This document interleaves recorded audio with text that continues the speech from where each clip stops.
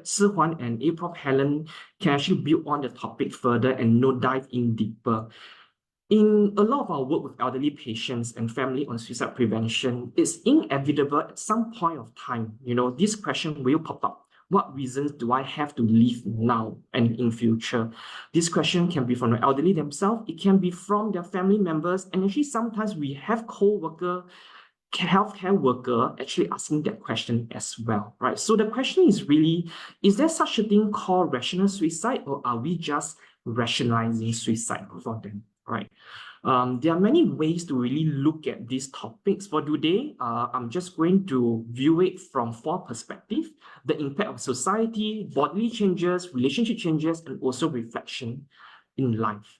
So the first one is about society. We define it as a complex network of individuals who shares common values. It's also a system which shapes our belief, our behavior, and relationships. So, in different countries, we have different systems, and it will create a different society, different value, and different thinking, as well.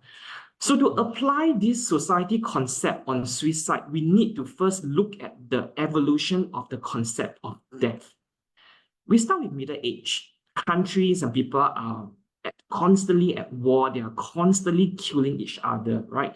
So lives are collective, right? And so is death. Dying for the country is an honor. Burial is collective as well. So at the point of time, there's no me, I. It's about we and the country. As we advance to the 12th century, we are looking at the society starting to be civilized, right? So mankind start to farm, grow crops. That is when death became more personal and no longer dying for your country. Life is being viewed as something that's inevitable because, like the crops is seasonal in nature, like the weather is unpredictable. People understand that death will come at some point of time, and they willingly, readily accept it. In the 18th century, people get richer, and that is the period of industrialization, right? So what happens when people get wealthy? They are fearful of dying because they really want to enjoy their wealth. So that is the time when death became something that is actually very fearful. And that gradually actually becomes, what we are seeing today, whereby death is something that is a bit forbidden, shame, let's not talk about it, and people really don't want to talk about it. And as a result, people are also dying away from home. We are seeing a lot of death in the hospital and the nursing home. So this geographical separation of death starts to manifest psychologically as well, right? So when people are distanced from death physically away, like how we place the hospital mortuary far away from everyone, and people are not dying at home, it actually creates a psychological fear towards death and aging. If you walk into Watson, Guardian, I'm not a spokesperson for them, right? But really, how many anti-aging products do you see on the rack? This constant desire to distance ourselves from that future self, who is going to be like old and frail, will just make things even harder when the inevitable eventually hit us. That is when we are old. You can avoid the idea of being old for a long time, right? Psychologically, really try to deny that fact that it will come. But there will come a time whereby you can't deny that anymore. And that is when your body starts to show changes. Structurally, we are talking about white hair, wrinkles, your beer belly, you are losing that muscle mass, all the aesthetic parts of things. Functionally, we are looking at, getting weaker, less stamina, can't climb up many flight of stairs, hard of hearing, can't see well, processing speeds a little bit slower, and any medical condition will just make things worse. Imagine you have an OA knees on top of your weakened muscle. You're just going to have a lot of trouble just walking 3-4 bus stops, which you can do in the past. And so the challenge is really how the elderly can redefine their physical body and redefine their functioning. How do they emotionally let go of that ideal self that they have been holding on to for so long, right? And learn to adjust and adapt to the new body. So the new soul, or rather the young soul, needs to kind of adjust to an old body. So a failure to do so can really result in the mind harboring thoughts to destroy the body, because I'm very upset with it. And that many times could actually be a seed to a potential suicide eventually. Beyond body, aging actually comes with a set of relationship, and identity changes as well, right? So going through a few, I thought I could share a patient that I just saw recently to kind of like conceptualize this a little bit. So there's a patient that I saw a few weeks back, seeing for the first time for depression. He's 85 years old, very fit, very healthy, still going out, doing, activities. He has 3 children, all married, and also the children have children as well and all living apart. His wife passed away last year. So when we talk about, his social circle and who are he engaging now, he actually shared with me that all his close friends from work and from school, they are either dead. In fact, he has been spending most of his time in the recent years attending funeral, or they actually moved overseas. His story is actually not unique, I would say, and I would say that it's actually quite common to some extent, across all the elderly. He also told me once that he felt guilty, that, why is it that I'm the one living now and all my friends have passed on? Is it a punishment from God, or God's actually giving me a blessing for longevity? I do not have an answer for that, actually. So with the wife passing, he's a widow. He no longer plays the role of the husband. He's actually very, very lost. When wife is around, they will go out for dates, just a very simple coffee shop trip, to nearby mall, but he's not doing that anymore. So, this new identity, finding that new meaning in their life is really, really a great challenge for him.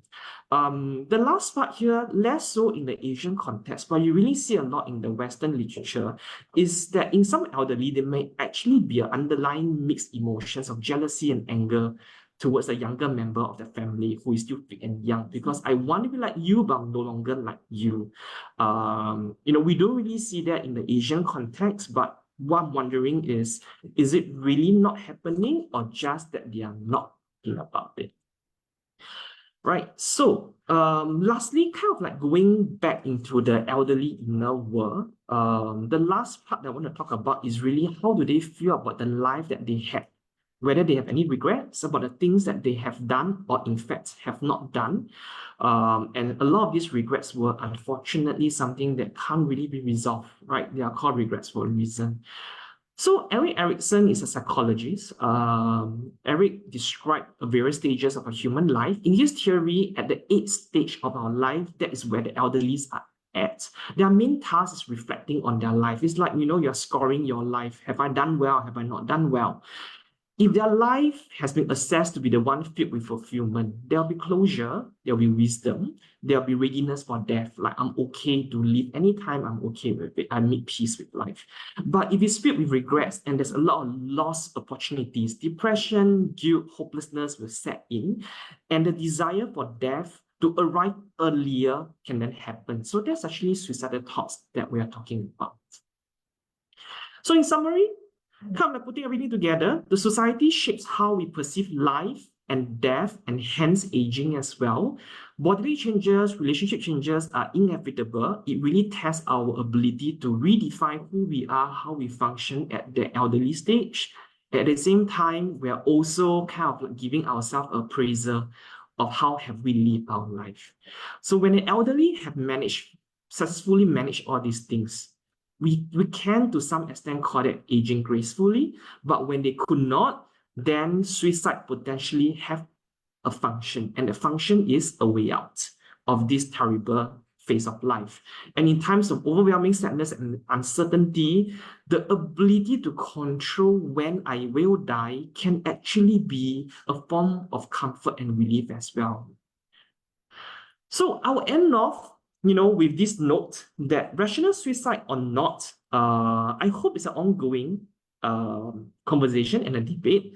There's really no right or wrong answer. But the message at the end of the day, I really want to say this out loud and clear, is that regardless of is it a rational suicide or not, suicide is preventable. Because if you know the reasons why someone is contemplating suicide, there is potentially a chance that you can help the person. All right, so with that, I'll end my sharing. Very big thank you for your attention. Do post your questions that you have for me in the Google form. All right. Okay, so firstly, next we're going to have Miss Huan to share with us on the topic, the 3 A's to living well. All right, can I have Huan, please?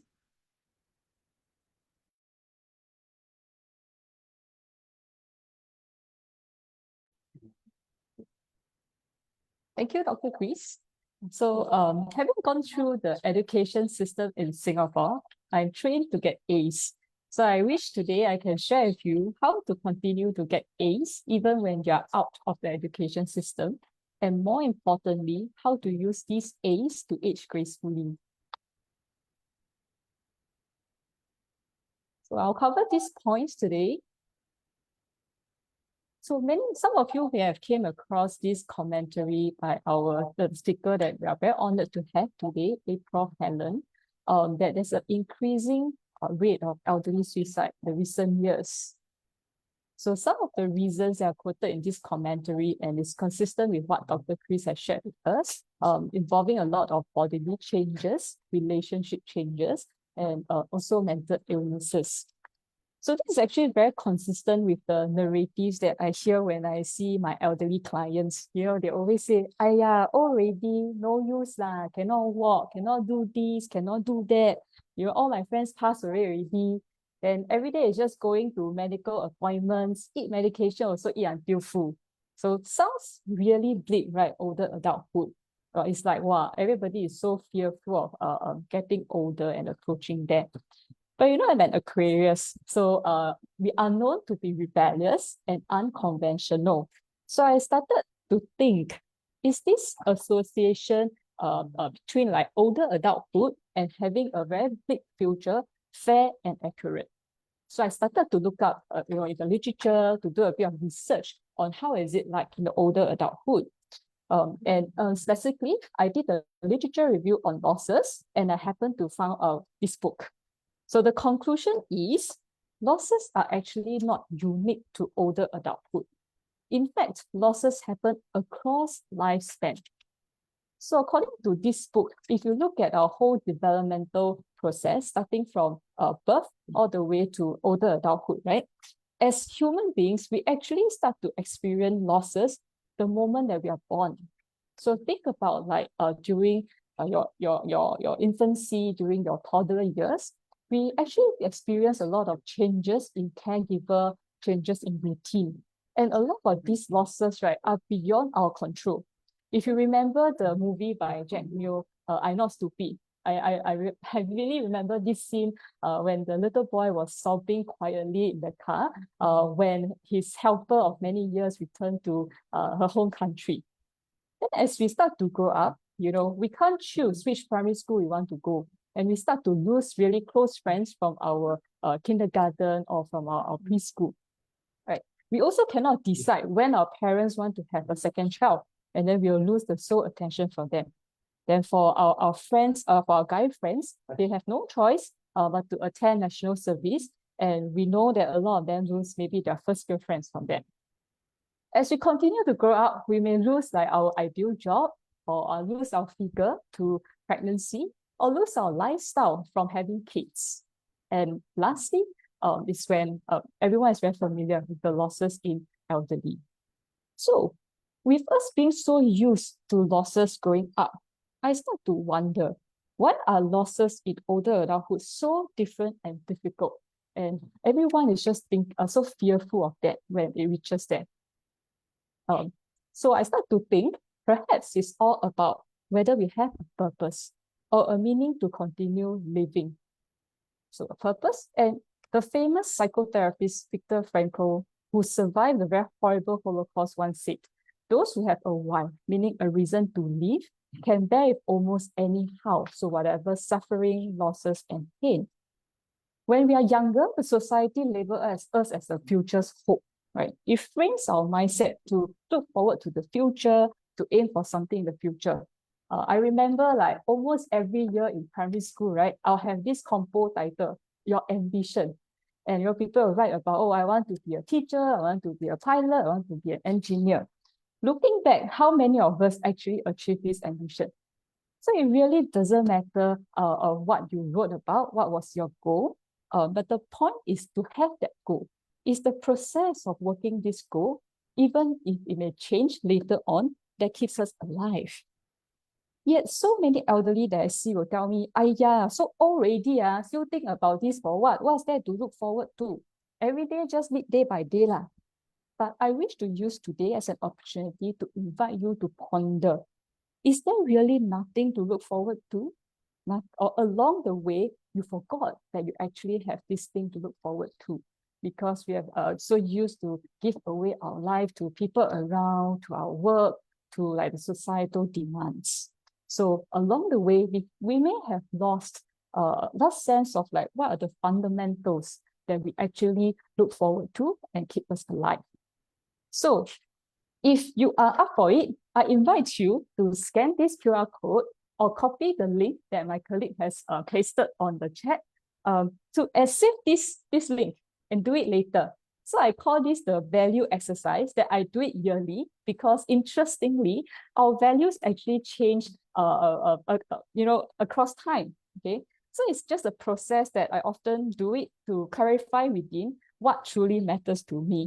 Because if I don't know what I'm living for, what truly matters to me, then what's the purpose, right? So basically in this exercise, right, you'll be shown many values in statements, and you're asked to choose all those values that are important to you. So you'll realize, right, initially, well, everything is important. I just check everything. But the beauty of this exercise is that you go through many rounds of it, and they force you to narrow down to the 15 most important, 10 most important, and lastly, the 5 most important ones. So through this process, as you start to eliminate values that you think are so important, you realize that a lot of things are actually not that important, right? And you will be left with the 5 truly important ones. So this is the example that I did for myself. So if you look at these 5 fundamental values, right, it made me realize that it's not too complicated, right? And it's mostly things that are non-tangible. And within these 5, right, I may prioritize some over other. So because once you're able to prioritize, right, and you know what is important to you, we can actually consciously make an effort to schedule our life activities around it. So for example, you see that privacy and family are very important to me. So I actually will bring lunch from home to work, and I eat alone at my cubicle. So I get the privacy, and I also clear some work. I don't have to stay overtime, and I can quickly go home to spend time with my family. Of course, this will come with some sacrifice. People will think I'm weird, I'm not sociable. Maybe I don't know many friends at work, and then, I cannot get promoted very fast. But it's okay, because I value privacy and family. So with these fundamental values in mind, it will then help me achieve my 3 A's, which are accept, adapt, and be adventurous. So first one, accept changes. So if you look at the previous slide, right, changes are inevitable. In fact, the very cliche line that people always say, the only constant is change, right? So you're not going to accept change, especially those that are beyond our control. We are going to get stuck. And when you get stuck, right, that's when you start to think of like, death maybe is the only way that I can cope with this, right? So first is really accept changes, then adapt to the limitations that are being posed by these changes.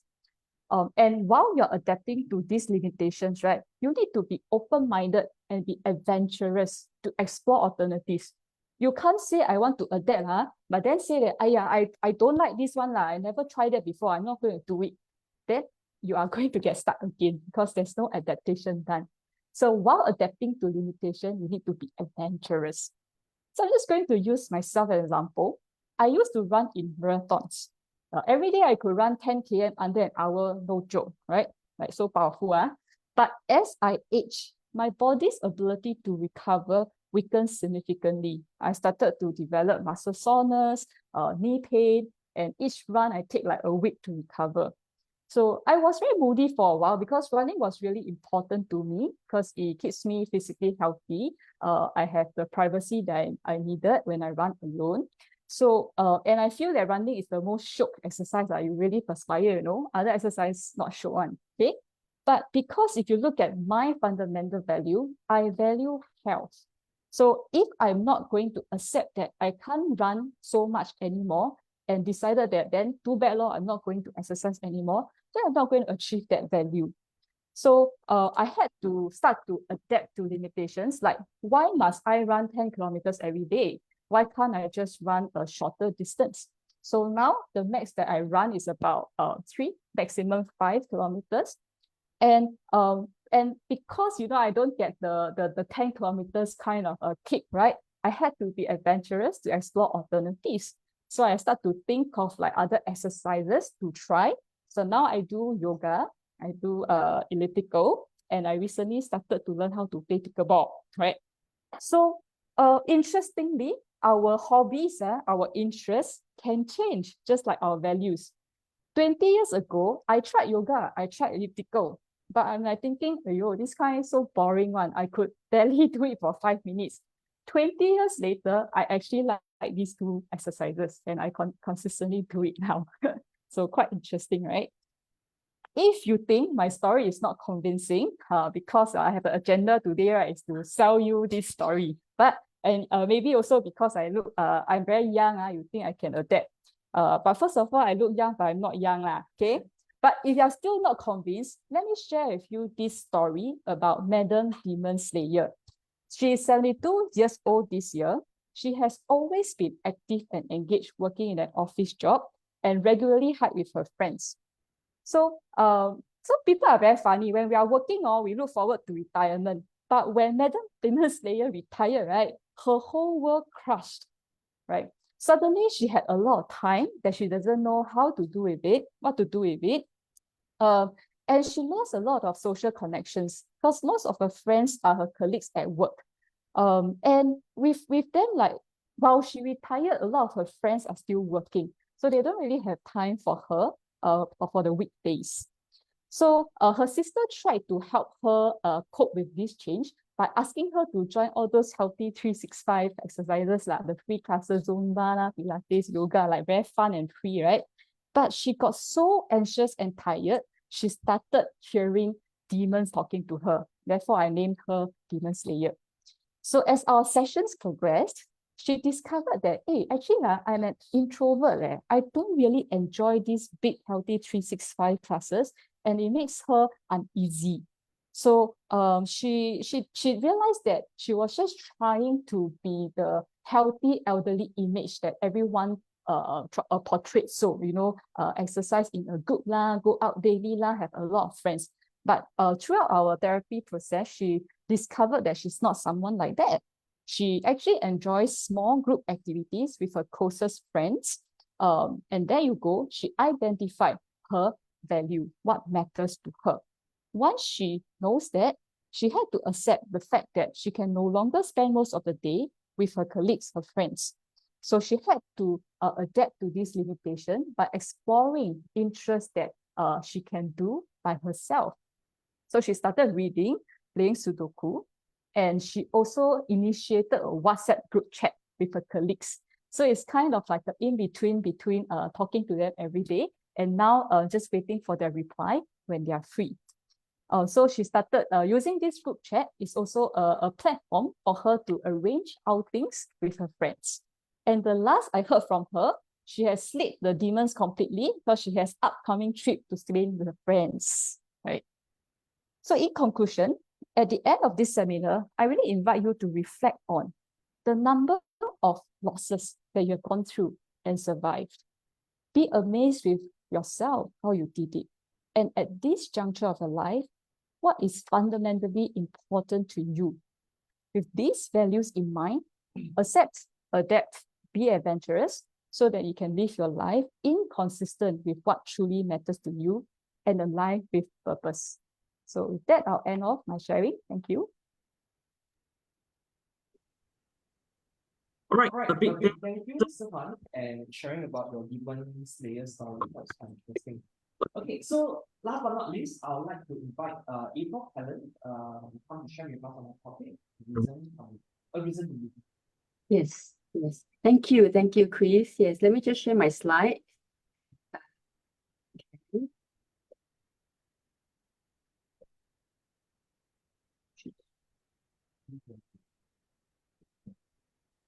Okay. Are you able to see that? Are you able to see that? Okay, are you able to see that, all of you? Okay, good. Yeah. All right. Now, I've been asked to focus on well, some of the challenges experienced by older adults, and then also, in particular, what caregivers can do to mitigate some of these losses or challenges, and yeah, and how to basically assist or help older adults. So I'm just going to dive very quickly into this today's talk, because I know in the interest of time. So a quick overview of suicides of older adults, yeah, and then some of the challenges and losses of older adults, some of the risk factors and protective factors and caregivers' roles, what caregivers can do. Okay, now if you look at the stats here, all right, you will see that between 1990 and 2017, basically there is an increase in terms of the numbers of older adults, suicides amongst older adults. You know, basically it just to give you a sense, all right, of the issues amongst the older adults 50 to 69 and those 70s and beyond. All right, you can see the ones colored in yellow and in green. Sorry, it is it's widening. Okay, so basically giving you a sense of the proportion of older adults who have taken their own lives, and also yeah, worldwide you see that as well. Amongst older adults, not just in Singapore, but worldwide actually, older adults are the ones with the highest rate of suicides, all right, across the world. So it is a very concerning issue, and we should take that seriously. Okay, and this is just to give you a sense of, you know, the suicide rates between males and females. Okay, males generally outnumber that of females in terms of suicide, the number of suicides. Yeah, between the two genders. Okay, I think Su Huan has mentioned this this commentary that was invited to write a few years ago, and but I want to just highlight this part. Okay, this increase across all age groups, but the spike of 26% by seniors, that is the highest number of suicides since 1991, is alarming. All right, so seniors are the ones that are more likely to take their own lives in terms of the rate of suicides. Huh? Okay, so why is that so? Some of you may wonder. Of course, Su Huan has also mentioned about the various losses, yes, and I think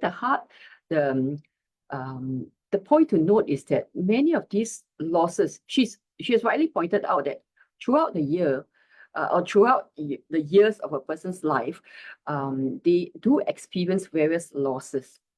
Yeah, but what is important to note here, a lot of seniors, they do experience these losses within a short span of time. All right, so multiple losses within a short span of time, and that makes it harder for them. Okay, and then with aging process, with declining health, all these coming together, it becomes very, very stressful, a very stressful period of their lives. And that meaning, the sense of purpose and meaning certainly is very, very important. And I think no doubt, there's no doubt about that. So what are the losses of seniors? As you can see from here, all right, their functional abilities, even the loss of parental control, okay, a loss of autonomy as children become adults and leave home, and previously, children listen to them. Now they have to listen to their children, okay, their adult children, and sometimes even their grandchildren that they need to kind of listen to. So that sense of autonomy, independence, all these are affected, and also loss of jobs. Thankfully, retirement age has gone up in some ways, but of course, although not everybody wants to continue working, yeah, but the fact that retirement age has gone up, it helps to some extent. And in a sense, the higher their social status, the more difficult it is, the more challenging it is to retire from their work. All right. I mean, I work with certain conducted groups, facilitated groups, support groups, guided autobiography groups. I'll come to that later on. And many of them have articulated that, yeah, it was very difficult. And some of these are very high level professionals, CEOs and ministers of states, and even they were parliamentary secretaries and all that, so political office holders. And they did express that when they retired, it was difficult, it was challenging. So yeah, those were significant losses for them. So and even as chairman of in RCs, CCs, community leaders, and then again, lots of those roles, because of health issues, they are not able to continue with some of this, and the impending loss of their own lives. So all these are very real, at least as perceived by them, very real, yeah. And spousal bereavement is another one. The older adults, because of their long years of marriage, they have established roles, traditions, and interdependencies. So they have created an identity with reference to the marriage. So the death of spouse in old age actually can result in massive, drastic, devastating disruption in their roles, their social status, and their daily routines as well. It's a hand and glove, imagine somebody who has been married for 30, 40, 50 years or more, all right, and then losing their spouse. So it is very difficult, because they have created a certain sense of identity with reference to that marriage. Yeah, and this is particularly so for females.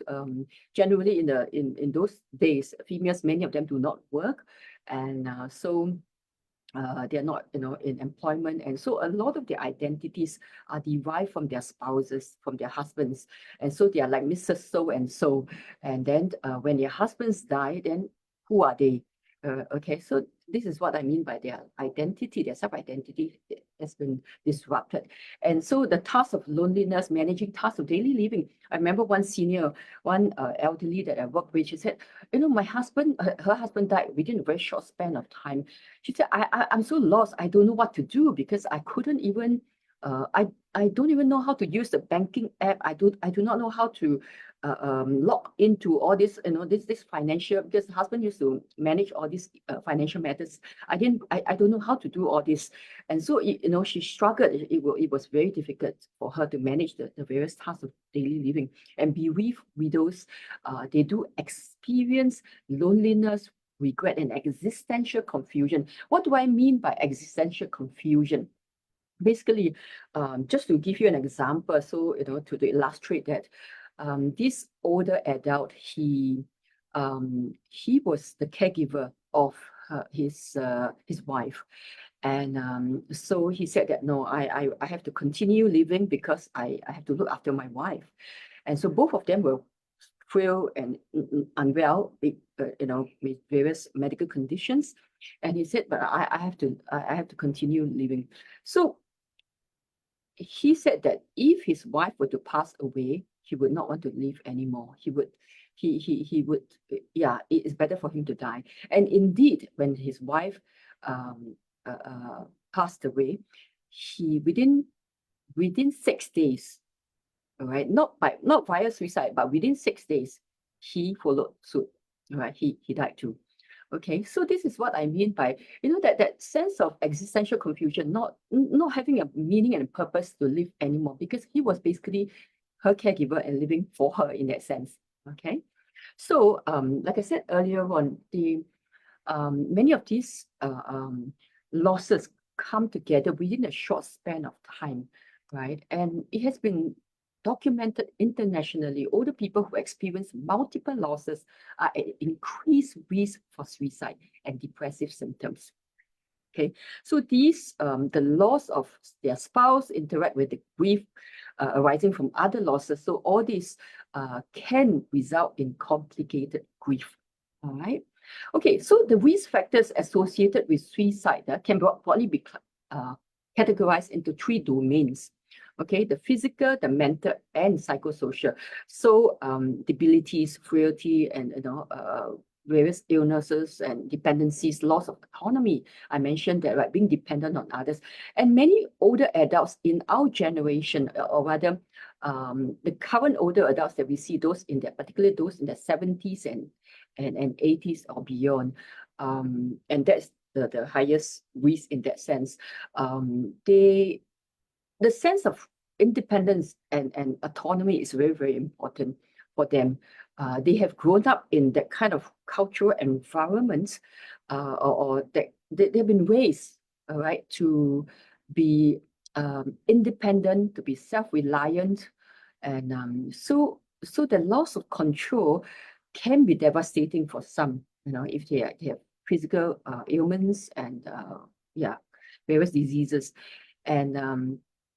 and the other factor, the other risk factor is mental, meaning affective disorders. I mentioned depression and personality factors as well. Some maybe have grief-prone personalities, and so that could also affect their ability to cope. And psychosocial, for example, such as bereavement, I mentioned that earlier on. There's the loss of meaning and purpose in continuing to live. And if they have poor relationships, financial, legal issues, and unemployment issues, and couldn't cope with basically meeting their daily, putting bread on the table, so to speak. And like I mentioned earlier on, existential issues, those can be very, very challenging for them. Okay, so the confluence of these conditions increases the risk of elderly suicide. All right, so if all these come together at the same time, within a short span of time, so it becomes a lot more difficult. Okay, now, so what are some of the protective factors, or what can caregivers do? Okay, so I have classified them into 5 factors broadly. Okay, there are certainly other related factors, but just very broadly. So I will go through each in turn.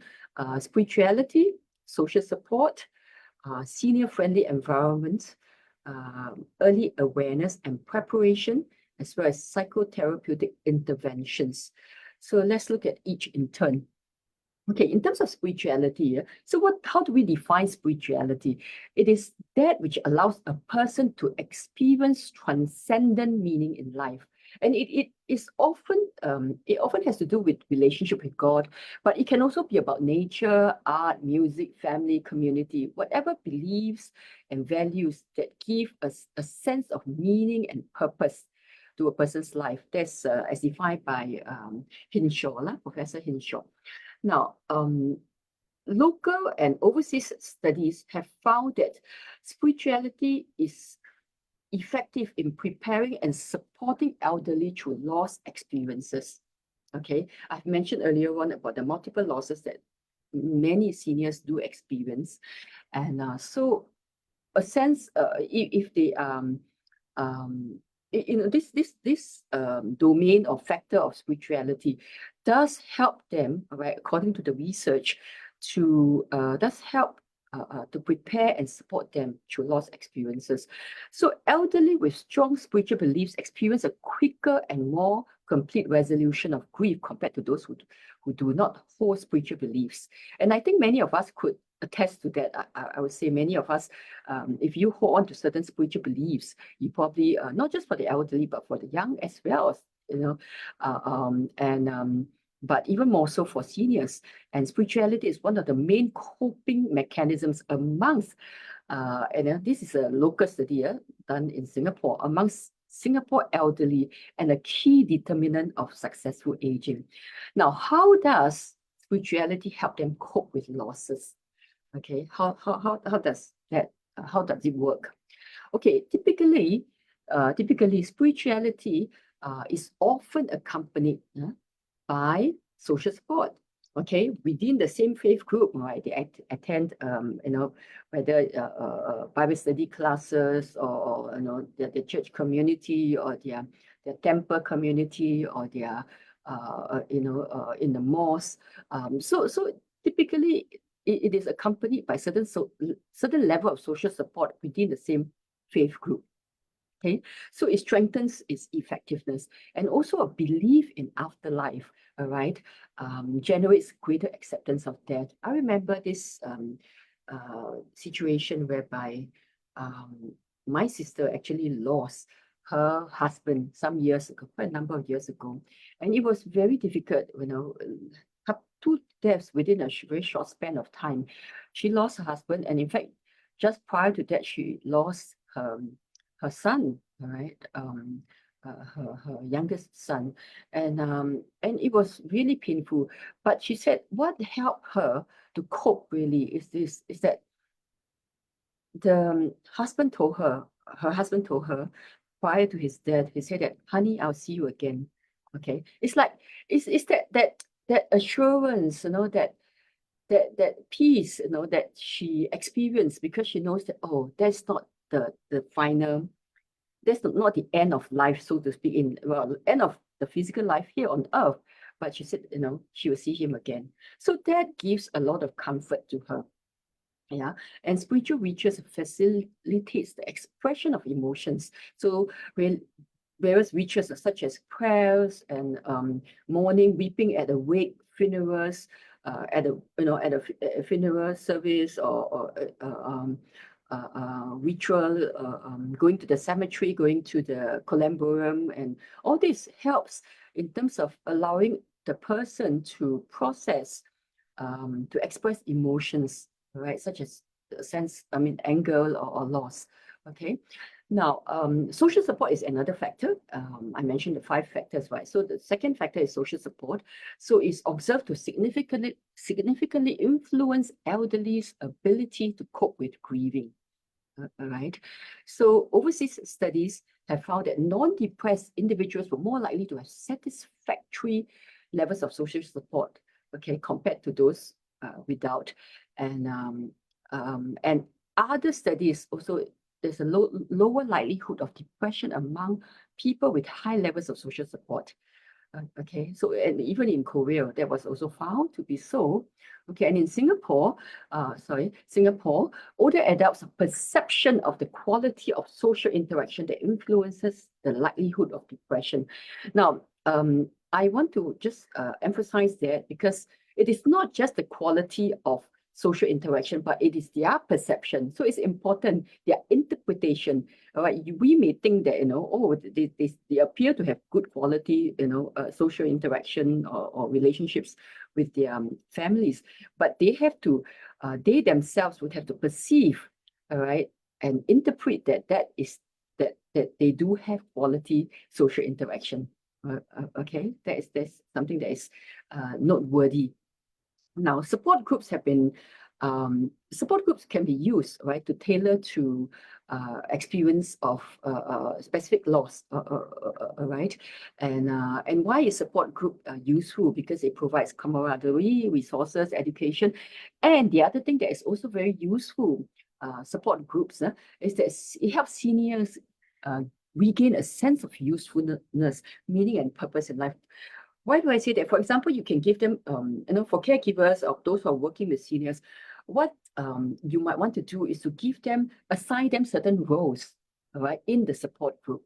Okay, they could be the assistant leader, could be a group leader or assistant leader, and or you can take charge of the refreshment or whatever, the certain role. But even when within the context of a group, that they could feel that they are contributing in some ways to other participants, and they have helped somebody. So in that sense, it is useful for them. It enhances the sense of usefulness, their self-worth, their meaning and purpose in life. Okay, so so we earlier on we have discussed that part, right, about meaning and purpose in life. And what are the limitations of support groups? It depends on chemistry, members feel a sense of belonging. And so, of course, in a Singapore context, sometimes it's not easy for people to come together because, you know, they do not want to wash dirty linen in public. Okay, and the part about space saving is also very important. So if you are some of you who are working with seniors, do pay attention to that as well, saving face, all right, and not to embarrass them, not to make them feel that they are unworthy, or that they are you know, they to feel ashamed, you know, of their issues or their problems. Okay, so saving face is certainly a very important issue in the local context.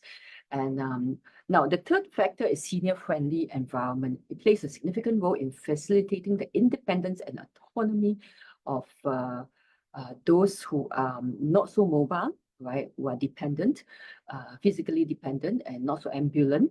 And so the key thing is to help them to be connected, to engage them, because overseas studies have shown that, right, actually studies in Singapore and Hong Kong have found that the science of parks, land use, walkability, and all these statistically significant influencing factors in geriatric depression. Okay, so enhancing walkability and providing more parks in the neighborhood level can bring mental health benefits. So get them out, all right, get them walking, get them out of the for caregivers, that's what you can do, all right. Promote their independence, connect them to people, to their support networks, to people around them, engage them in activities, in things, of course, activities that they like, that they that resonate with them, that they enjoy. Okay, so the fourth factor is early awareness and preparation. So again, studies, local studies, Prof. Kwa Ee Hiok, for example, he found that early awareness and preparedness is effective in reducing uncertainty, leading to improvement in the management of chronic conditions and lowering the rates of depression in late life. So what would be useful is to help them to anticipate what are some potential stressors. Okay, the earlier you make the preparation, the better it would be. Of course, some of them may not be ready to talk about it, but there are various ways to discuss some of this. Later on, I would, in my next point, I will share a little bit more on that. Yeah, so to basically to generate to help them prepare better and generate greater awareness of death. Okay, so what are the areas for early awareness and preparation? Definitely preventive health and active aging. There are many active aging centers scattered all over the island, you know, our little island. There are many of them that located in the various precincts, and just encourage them to be to keep themselves healthy, and also other studies have shown that there are certain salient determinants of successful aging: financial status, psychosocial support, which I've mentioned, social support, and spirituality. I mentioned that. Yeah, the other point that is also very important is nutrition, to ensure that they are adequately nourished. There are various financial schemes, government schemes that are available through the CDCs, that please do try to access all these resources, besides the AIC, Agency for Integrated Care, and the community development councils. I'll give you a list of some of these resources later on. Yeah, and so early awareness and preparation, the end of life care. So if you they could be prepared to get them to talk and share about their concerns, their fears about death, for example, if they are worried about that. Some of them may not be so worried, but they may want to talk about that. And very often, from my own experience, my clinical experience, I used to work and counsel a lot of seniors, and many of them are actually really very prepared to talk about that. And very often is the caregivers who are uncomfortable. Perhaps it reminds the caregivers about their mortality, their own mortality, or they may think that it may trigger certain sadness in the older adult. But actually, many of them, because they see it as a normal trajectory, so they are actually rather prepared to talk about their own deaths and discuss some of these issues. Yeah, and so start those conversations with them. There are various resources that are available, advanced care planning resources. You go into the AIC website, and there's a My Legacy portal as well that you could utilize, tap into. Yeah, and psychotherapeutic interventions for the elderly undergoing loss experience and depression, common treatment. It is a very common treatment, the psychotherapeutic interventions, counseling, and psychotherapy. And these efficacy of such interventions, sorry, there's a typo there, to treat depression and improve quality of life had been well documented. Okay, and so yeah, so the studies and the research has indicated that. I mentioned that about the community resources that are available.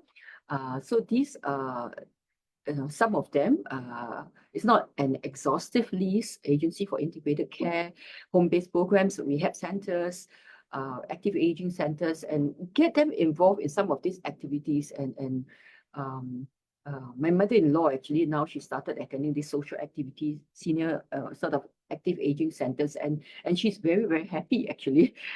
She's already 90 years old, and she's yeah,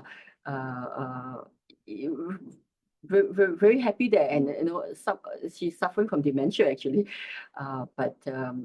So these are some of the services that you could tap into, and other community resources, helpline service, 1-800-555-5555.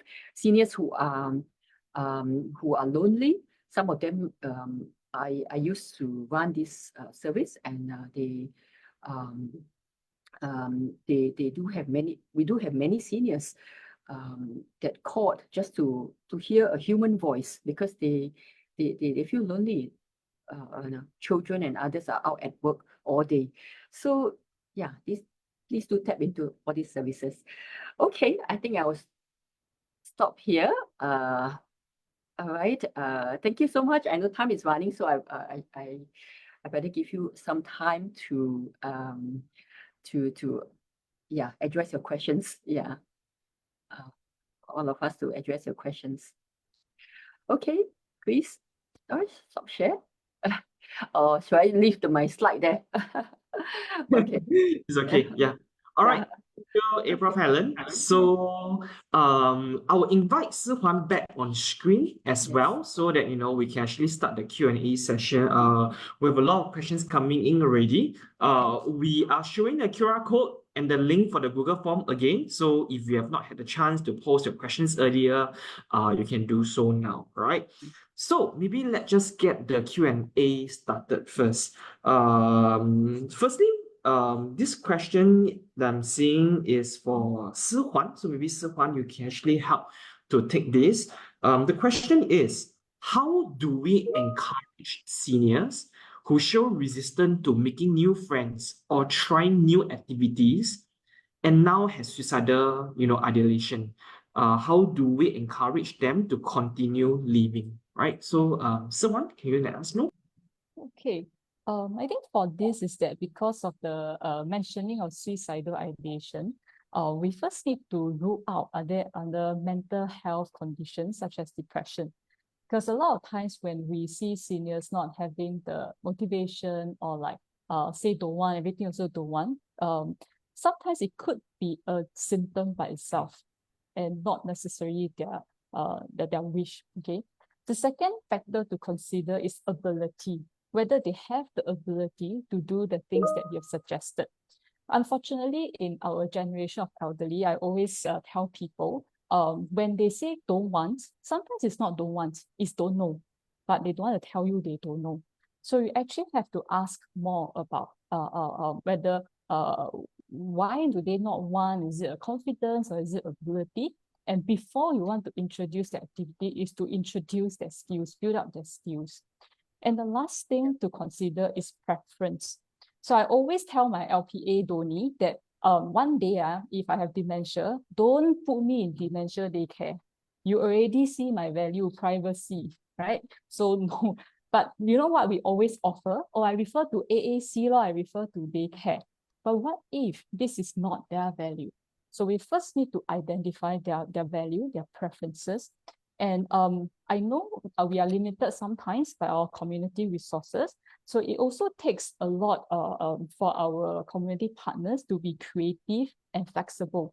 So I used to have this community partner working with a client. So this client has dementia. He values working.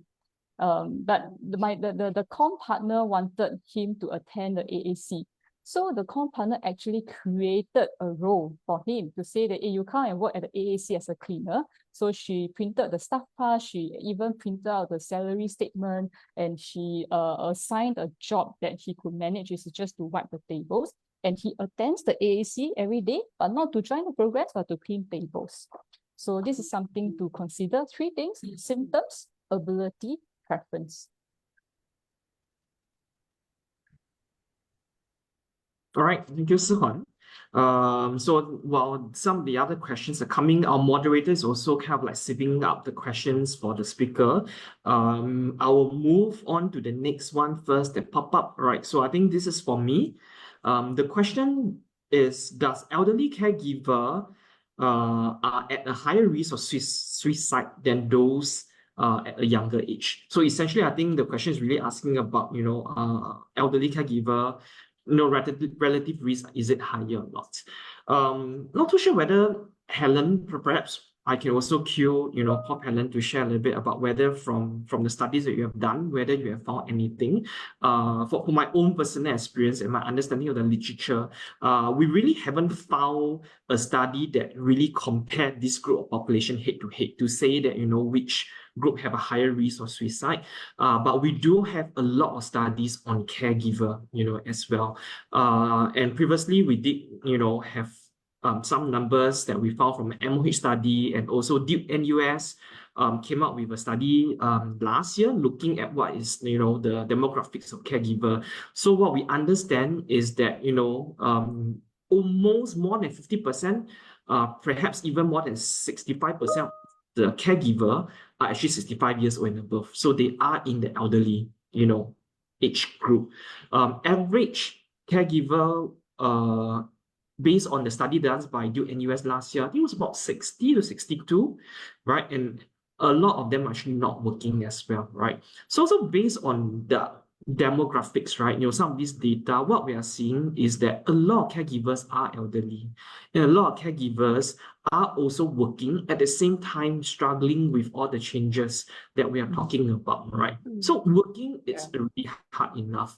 Caregiving is an additional burden. At the same time, they need to grapple with all the things that we talked about earlier on, right? The bodily changes, the functional changes, identity, relationship. So, are they at a higher risk of suicide? The answer is definitely going to be yes. They are at risk of suicide compared to, elderly of the same group that do not have the additional burden. Yeah. Helen, maybe over to you, whether are you aware of any of the statistics locally or internationally, or maybe some of your opinions on this as well? Well, in a sense, for overseas studies, there are studies which have shown that there is what is called dying of heartbreak or heartache. Okay, that means, in fact, for many of them, if they've had very close relationship with their spouses, and so typically the mortality rates also increases in other words, within a year, all right, they follow suit. And what I mean by that is that, there's really the meaning and purpose in living is lost after their death passed, their spouse passed away. So so we need to be rather vigilant, especially if we know that they have had a very close relationship, and if they live together alone by themselves, even more so. All right. In other words, they are really supporting each other only. Okay. And so that is in a sense a red flag for us to be aware about, and to stay vigilant, monitor them, especially after their spouse passed away. So there are studies which have shown that. Yeah. And yeah, I have a question here. Let me see. I have worked with an elderly caregiver who has been very independent, but also isolated because of the need to take care of his loved one, who finally passed on from a terminal illness. He has no religion or spiritual belief. How can we assist in building his social support system? Yeah. Okay. Right. Let me just address this question first. And so without spiritual beliefs, without religion, it's still possible to widen the social support system, in the sense that, first of all, having that conversation with him, exploring with him, all right, what are his interests, even his activating that prior interest in the past, all right, because sometimes they have been they have been entrenched in that caregiving role for so long. It's not easy. It's really tough to sort of again activate those prior interests. But this is where you would need to have that conversation, explore, understand what are his previous passions, or interests or aspirations. Can we activate that and kindle that, rekindle that again? Yeah. And of course, like what Shi Huan has widely pointed out, the interest, the values, the personality of the person is also very important. The preference of the person, So this is where we need to really understand, okay, engage and understand him well, to know, yeah, what does he really like to, what in the past, what does he like to do? Just give you a quick example. Previously, there was this guy, this man, he used to, he said one of his passions from young, his dreams when he was young, was to be a teacher.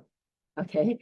So you can explore with him, how can he still realize that dream or that goal. Okay. And he said, oh, but then now I'm a taxi driver. What can I do? I mean, I can never be a teacher, because I'm past the age I can. But then he said, what about, then the therapist the counselor worked with him and said, how about, what if you train people how to drive, how to drive the taxi, in a sense. So in a sense, he can indirectly still fulfill that role. Okay. Yep. That aspiration, a dream in that sense. So yeah, I shouldn't take too long. Yeah. In what ways does spirituality help in preventing suicide ideation? Okay. Right. Do you have some questions that you want to answer first? The rest of the two of you, Chris and Yeah, no, Helen, no worries. Maybe because you already read out the second question, maybe you want to continue. Okay. In what ways does spirituality help in preventing suicide ideation? Now, invoking the beliefs of the person is very useful. For example, you find that suicide rates amongst the Malays, the Muslim, is very, very low. Okay, very low compared to the other Chinese and the Indians, if you compare across the races. And that, in a sense, is because of that belief that suicide is wrong, is a sin. In the Muslim sort of beliefs. So we can actually invoke that, utilize that, and highlight that, if they have certain religious beliefs, to hold on to, and we can use that in the sense we can latch on that in that sense. So that's one way. So I'm not sure whether that answers your question adequately. No, in a sense, it's an indirect way of saying that, yeah, use whatever that they believe in. Like I mentioned earlier on, when they define spirituality, it could be even art, music, something that gives them meaning and purpose in life. If they feel that maybe, by using art or music, they could create that meaning and purpose in life, you could utilize that as well. Okay, so that is something like a bit basically, yeah, how we can employ some of these strategies. Yeah. All right. Thank you, Prof. Helen. I think we'll also move on to another question for Si Huan in view of the time as well, right? I saw two questions that's actually quite similar, so maybe I just combine for Si Huan to answer together. So the first question is, I have some personal values, but I find life meaningless sometimes. How can I navigate out or redefine my purpose in life, right? The second question was a little bit of a personal account. Someone shared that they have lost two friends to suicide, and the person had been working with elderly for many years. Recently has been experiencing friends sharing that they have cancer, and this person started to feel that they still have many things to do, that they have not done so, and they really want to fulfill the friends' wishes. So the question posed to Si Huan is, it's quite depressing, but is this a normal feeling? So it's a very, very personal account. Thank you for sharing that.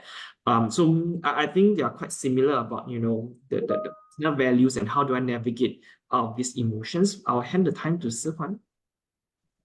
Okay, I think first of all, even though maybe it was my when I was presenting, I sounded so hopeful. But if you remember my sharing of my own experience, finding our values and living a life consistent to our values, right? It's not actually a very smooth journey of all positive feelings, right? And at times it is actually this a bit of like the this, I wouldn't say negative feelings, like feelings that we are not familiar with, that actually prompt us to stop and think.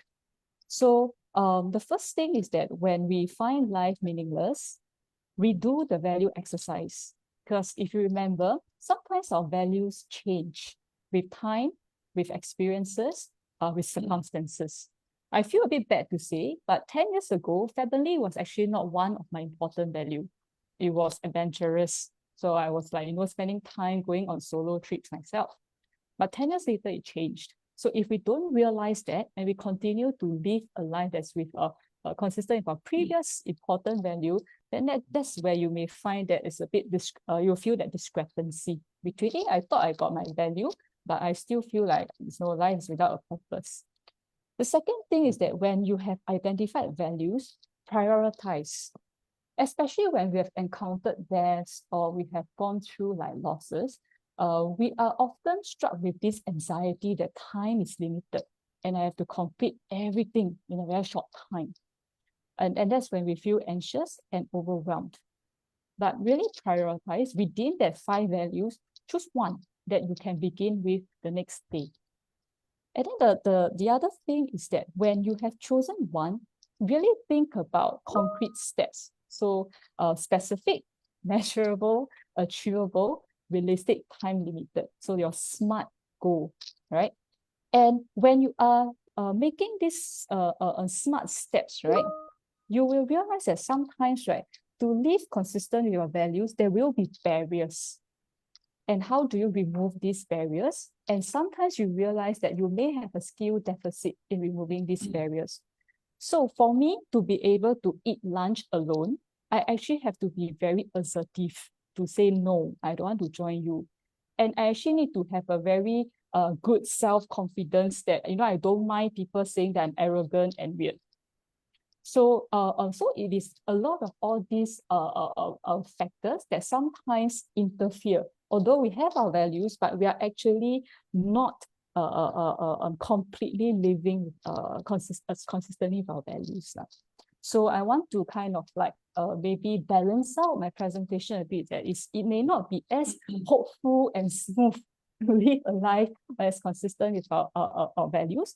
But the thing is that even Viktor Frankl himself went through a terrible time, but he survived, right? And because he thought of his family. So in living a purposeful life, it's like that. Sometimes it's about balancing, right? And accepting, right? You accept, right? The changes, accept things that we cannot control, accept these uncomfortable feelings, adapt to them, and continue to be adventurous. Okay. So I hope that answers the question. Thank you. All right, thank you, Suhan. Yeah, I also want to get on to what Suhan said. Said earlier on, in a lot of our public education on mental health, it's also very important to acknowledge that we are humans after all, right? So in certain situations like that, it's normal to feel sadness. It's normal to sometimes occasionally have some thoughts of, suicidal ideation, right? But the key is, how do you then, move on and manage that? So I hope that, all the sharing today and all the questions answered can help, to start some thoughts going, some conversation going on how can we actually better manage these situations, both ourselves and also with our loved ones surrounding us. All right. So very unfortunate, we have come to the end of our session today because of time constraint. Really want to firstly take this opportunity to thank all our participants for spending the noon time with us and your very enthusiastic participation. Also want to extend our appreciation to both Prof. Helen and Ms. Si Huan for taking your time off your very busy schedule to share with us your knowledge and expertise. We may not be able to answer all the questions, but I really hope that the conversation on elderly suicide prevention does not end here. Because the more we talk about suicide prevention, the more we can spread the right message and really help everyone around us. Last but not least, I would like to invite all of you to share with us what you think about today's session. We're going to share the QR code on the screen now and also share the link in the chat group. Please let us know what you think, give us your feedback, because they will really help us in our future sessions. Right? Thank you, everyone. Take care and goodbye. See you again.